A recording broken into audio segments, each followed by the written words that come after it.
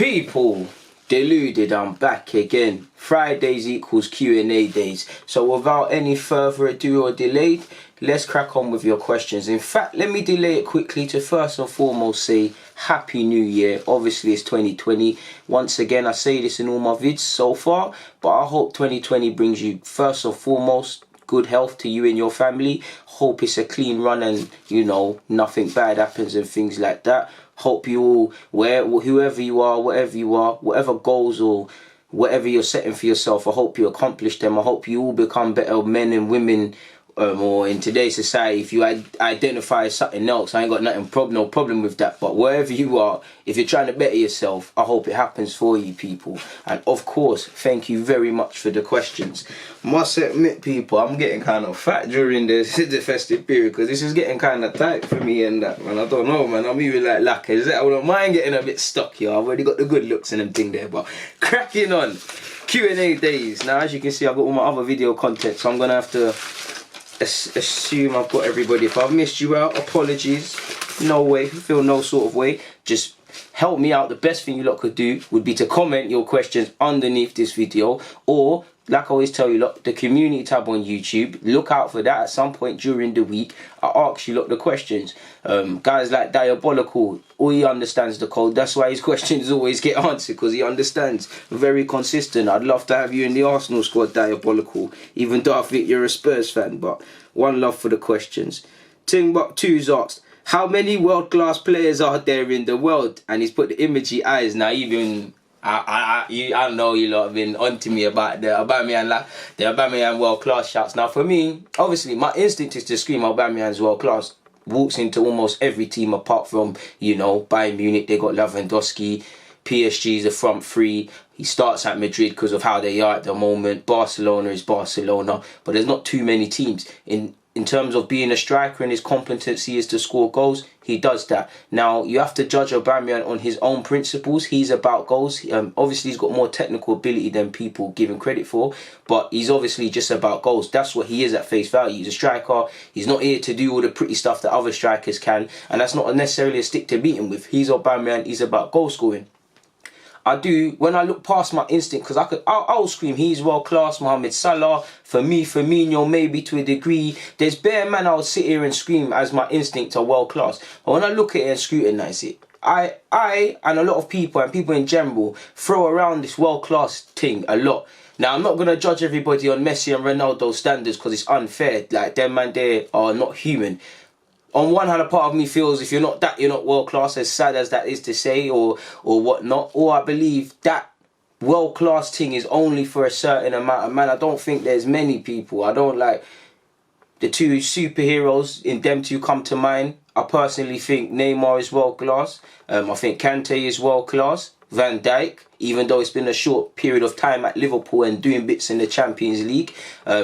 In current day, again, this is where I think the world-class trait might be thrown around a lot. And this is where me saying it, because I'm screaming for me, I believe Trent Arnold and potentially Robertson as well. In today's market, they're definitely world-class and things. But when I look at it and I think of, like, let's take Aubameyang. When I think of world-class, and for me, that is Suarez. That is maybe not necessarily, people might even say the present day Suarez might have fallen off, but that is Suarez. That is, again, goals and everything to him. That is Thierry Henry. That is R9, Ronaldo Lima. That is, you know, these sort of guys there. So that's the club. Do you see what I'm saying? That's the club. If I'm screaming world class, that means you can sit in a room with them, and not many people can. So I don't think there's many, you know, there's probably about 5 to 10. If I really scrutinise it and look away from my own opinion, potentially only 5 players of true, like, world class. It's a difficult one. It all depends what you're looking for. And this is why I don't say my opinion's right or wrong and you lot's either, because it's all subjective. We're looking at football from different lenses. What you might describe as a quality player, other people not. Aubameyang might be world class to other people because he might not have more to his game beyond goals, or not much more to it. But in terms of goal scoring, there's not many with that excel at that competency. His stats are crazy and things. Like I said, my instincts is to scream, and I'm using him as an example because of my videos. Aubameyang is world class, but when it wasn't me saying he's not. It's when I scrutinise my own opinion. Is he really world class? And my gut feeling is screaming. If you're not Messi, Ronaldo, and the previous guys of that class, plugging Thierry Henry obviously wasn't better than Messi and them man there, but I got to plug Henry. But if it's not that, then is it world class? I'm not too sure, people. Kante is as well, because obviously he's not, for his competency, the less glamorous of the game he is as well for me, and obviously I'm YouTubing Golo Kante, got to plug him. But next question, cracking on, 14 Gooner has asked, we can see the very good job that Arteta does, but I think he needs to react in games more. Is he making very late substitutions? What do you think this is? Because he's learning game management? Now, I wouldn't say he's necessarily learning game management. He is, you're 100% correct, my dude, but he might not have been manager, but he's been with Pep. Like, he knows when games are going right and wrong. Forgive me if I'm not, but I'm sure as part of the coaching staff, Pep's the one managing, but they're all going through the same emotions. Let's switch him flanks. Let's bring off this guy. Let's bring on that. Change this formation. The keeper is doing this and all of these sort of things. So he is learning it because it's his first role and he's learning on the job, and they're going to be things he doesn't see. Potentially, I don't know if I'd say necessarily too late to react, but I see where you're coming from, because more so the Chelsea game, I did think Nelson, for example, Nelson and potentially Lacazette, they were blowing a bit, and I felt we could have brought someone on quickly. So I think that is one thing we can look to see and critique fairly with Arteta. I'd say it's too early to really know, but I kind of feel that way myself with you. I wouldn't say it's because of game management necessarily. Maybe he just favours late substitutions, like obviously the great man Arsene Wenger. We knew 60th minute, nobody's really coming on before 60th something minute, people. We knew that. Like, we really knew that. Obviously statistics might not back up, but I'm pretty sure Arsenal fans, we knew Wenger is not changing that into the 60th minute. So, you know, shout out Wenger, man. You don't know I'm very fond of Arsene Wenger, and if Arsene Wenger was an Arsenal manager, I don't think I would be doing this YouTube thing or loving football to the degree I do beyond playing it in grassroots days. Laugh Daily said, who do you think will improve the most under Arteta? Now, I'm no fortune teller, but I'd like it to be the defenders really and truly, and the young players. It's a tough one. Who would I hope the most would improve? That's a good question. I'm going to say Pepe, you know. It might sound like a cop-out, but I'm looking at it. Obviously, you heard how Arteta worked with Sterling and Sane and things like that. Pepe, bit low on confidence. Obviously, Arteta didn't start him in every game, but I trust what he's doing behind the scenes and his reasons to potentially not. Gave him his chance against United. And obviously, Pepe is 24. If you look at Pepe's seasons, he's not the finished article yet at all. So I'm looking at Arteta. Hopefully, he can work with him and not just give him confidence, but getting in areas you're actually going to score goals and devastate, because he's got the party tricks on lock, but goals and assists will define if he's a success here or not. So if he can, you look at Mo Salah. Mo Salah, when he went Roma and more so Liverpool, you saw him change his game to a degree. He came more inside. It was less flash, more effective. Sterling, it's less doing nonsense on the flanks, more effective. Mahrez, the same. You want Pepe to do that. I'm not saying he does nonsense, because he is quite a competent footballer, but I'd say him. Something is telling me Maitland-Niles. I'd say Xhaka, because Xhaka polarizes opinion. Away from his good form and the form he's in, he polarizes opinion. If he stays and Arteta keeps making him perform, we might scream that. You never know though, it'd probably be the man you least expect. I'm actually hoping it's Hector Bellerin, you know, because I'm sure, I love Bellerin, but I'm sure when he first come on the scene, it was literally like another right winger in that position. And I think he stagnated a bit, and I think I would like to see Bellerin. Obviously, I don't think he's better than Trent Alexander-Arnold, but I'd love to be sitting here and screaming Bellerin best, being shameless and screaming best in the league, this, that and the other. I'm sure he was quicker. I'm sure he was better in the final third. I think he might have regressed a bit, and I love Bellerin, but I love my club more, so I keep it chill. I really like Bellerin. He's been at the club a number of years, but I want to see him up it a level and really improve and come on heaps and bounds sort of thing. And to be fair, I'm sure to a degree under Emery, he maybe not necessarily improving, but was doing a bit better in the final third or having a good run of form. I could be wrong, but I'm sure that was a period. So hopefully them names there.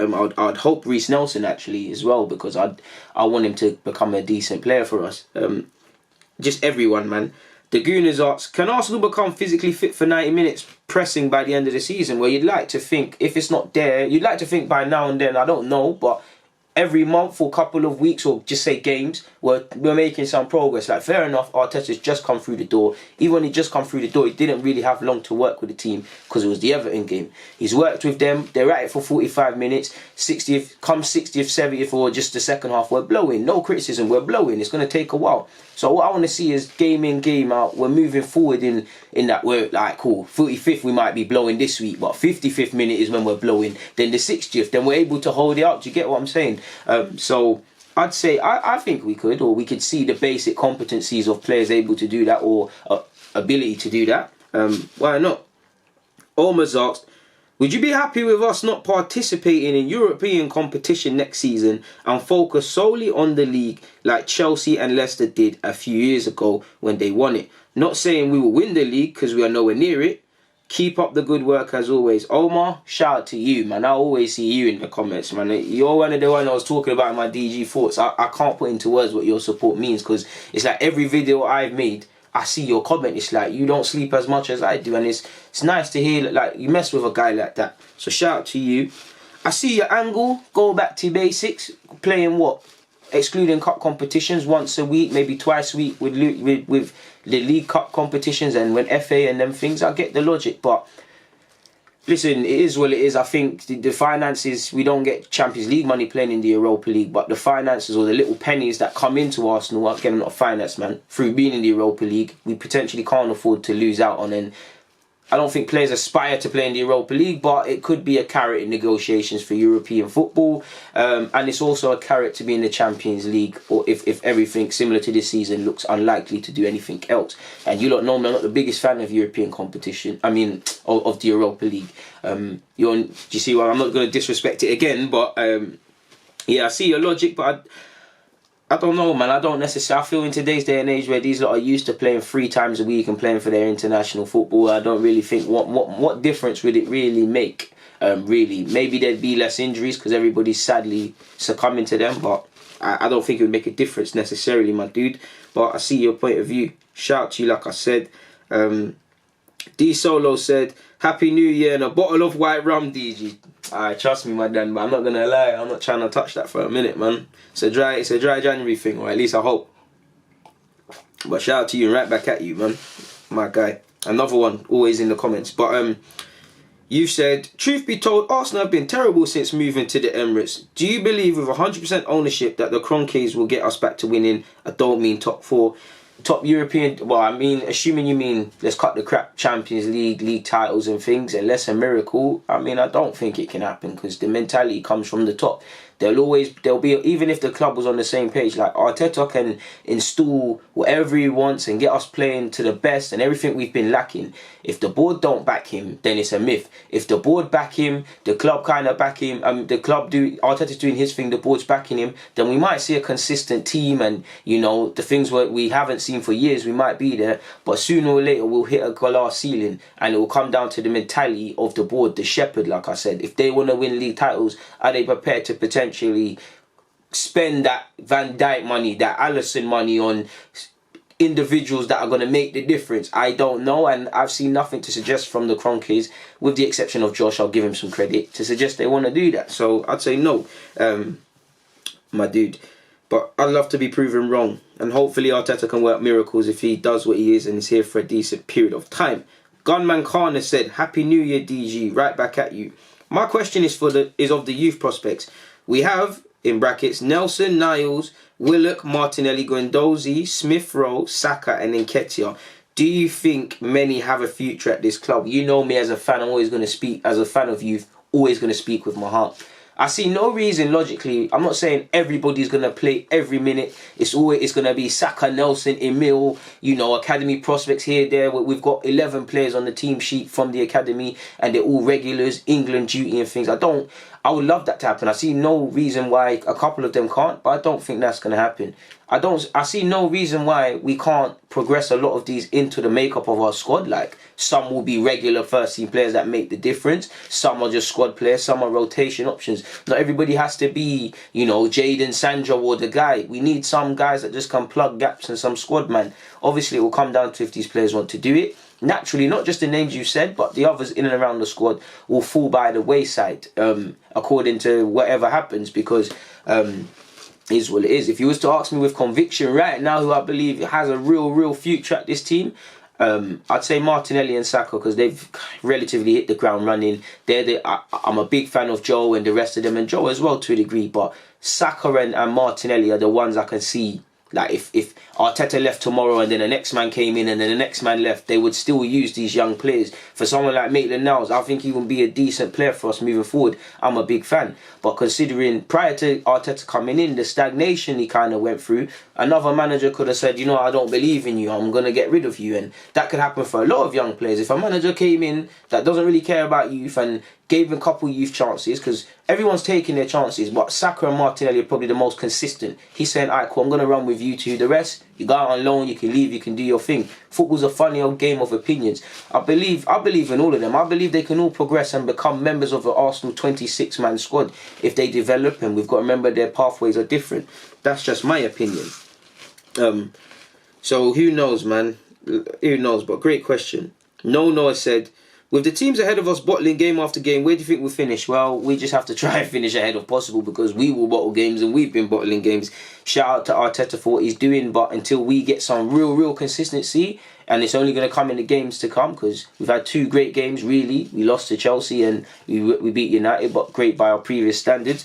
If only we can say with conviction that we can go on a 5-10 unbeaten run, because they're showing us that, then we will just complicate things more and more harder for ourselves. Diabolical said, which players do you think will define this decade? Well, the first one that comes to mind is Kylian Mbappe. It'll be someone we don't think of, but I can only think Kylian Mbappe, really. Big João Felix fan. There's all the young G's you basically see about, but I'd say Kylian Mbappe for me, really. Mystique, I believe. Your question printed off kind of weirdly, but you said, who's your favourite player at the club? Tough one, man. Tough one. In the first team, it's a tough one. I love them all. I'm going to say Martinelli right now, you know, really. I love Martinelli. Big fan of Maitland-Niles. Big Mesut Ozil fan. Big Reece Nelson. Tyrese, John Jules, Saka. Any young player, you know I'm always going to stain them. Do you know what? Torreira. Just because he's tiny, I'm not the biggest, and it's lovely to see that short man syndrome in the midfield dominating. So Torreira.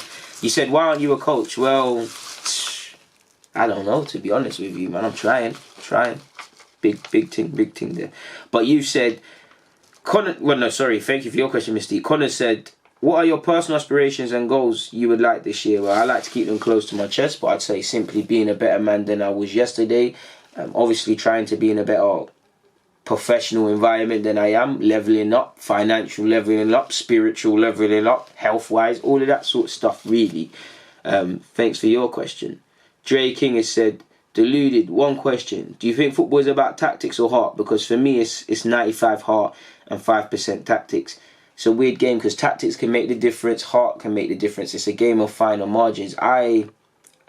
I'd say heart and passion, really, because I'm a heart and passion merchant, and your tactics, you can have the best tactics in the world. If Pep Guardiola didn't have enthusiasm and passion for his tactics, it wouldn't transmit into the players and they wouldn't buy into what he's doing and work hard on the field. So I'd say it's about that, because imagine it was bland, you didn't believe in him, the tactics ain't going to go anywhere. Realistically, it's 50-50, but first reaction was really what you're saying. That's all the questions on YouTube. Thank you for them, people. As usual, it's never taken for granted. Let's hit up Twitter now.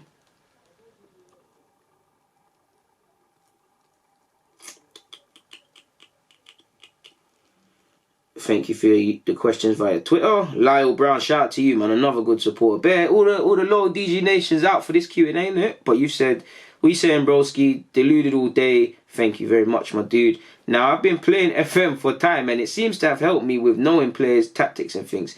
I feel it's actually a game that enhances your understanding of football all round. Do you agree? Well, to a degree. I mean, if certain clubs are using it to scout and sign players, I can say that to a degree. I'm obviously not old school, but I'm old school now. I believe being out there on the football field and them things there helps with understanding things, but definitely there's logic to that. You also asked, who would replace Aubameyang if he leaves? I think Lautaro Martinez or Timo Werner.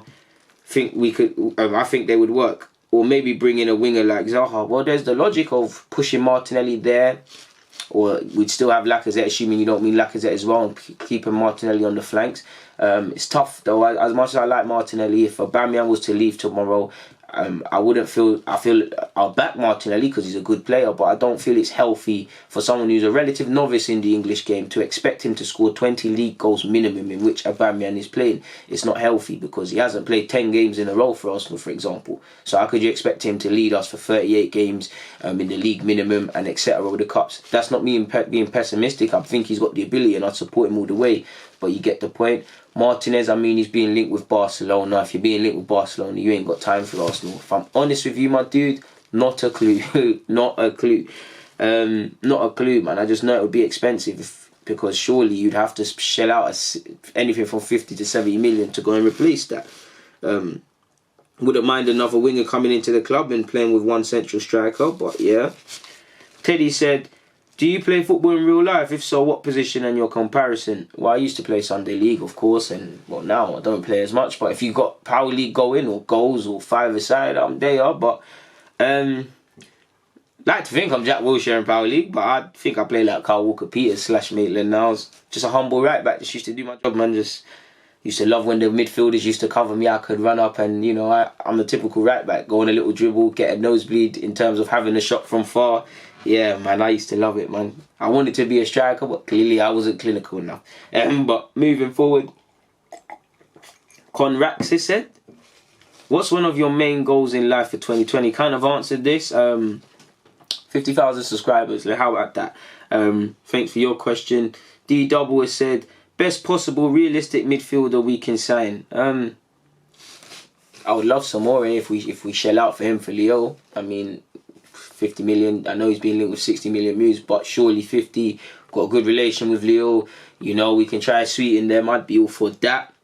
Santiago has said, how long will it take Arsenal to get a top 4 spot on a regular basis again? As quick as it takes us to have a clear philosophy and are able to be consistent over a league period, and we have competent players in several positions. It's nice that everybody's in form, but if we're real, that centre-half partnerships that we can put together are not really of the standard. So if we introduce all of these things, then we could be it next season, but will we is another thing. Shout out to Arteta.